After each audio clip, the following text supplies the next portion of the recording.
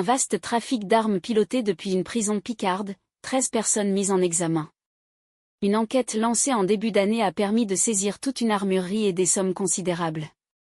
Pistolets mitrailleurs, fusils semi-automatiques, revolvers, les saisies des enquêteurs ont été fructueuses.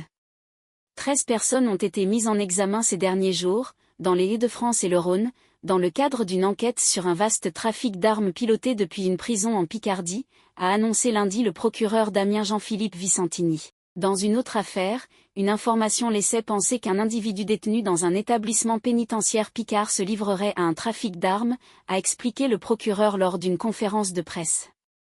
Inscription dans des clubs de ball-trap. Une information judiciaire a été ouverte et a permis d'établir que le détenu recrutait des complices, notamment des femmes, depuis son lieu d'incarcération. Il leur demandait de s'inscrire dans un club de ball-trap pour qu'elles puissent acheter, dans des armureries ou via Internet, des armes de catégorie C.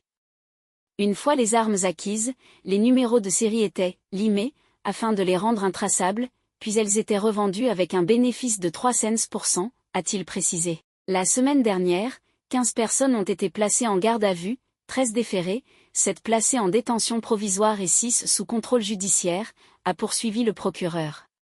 L'opération a été conduite dans plusieurs départements, Somme, Oise, Aisne, Nord et Rhône.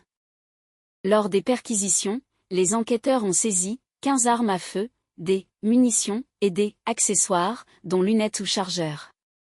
Aussi, 45 000 € en espèces et 500 000 € d'avoirs criminels ont été saisis pendant l'enquête. Une véritable armurerie et de l'argent liquide.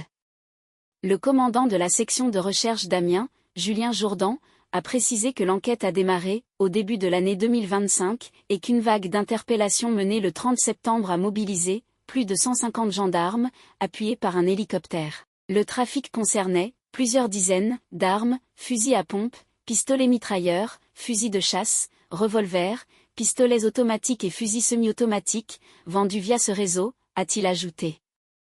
Les 13 hommes et femmes ont été mis en examen notamment pour association de malfaiteurs, infraction à la législation sur les armes, trafic en bande organisée, ou encore vente en bande organisée d'armes à feu, a précisé le procureur.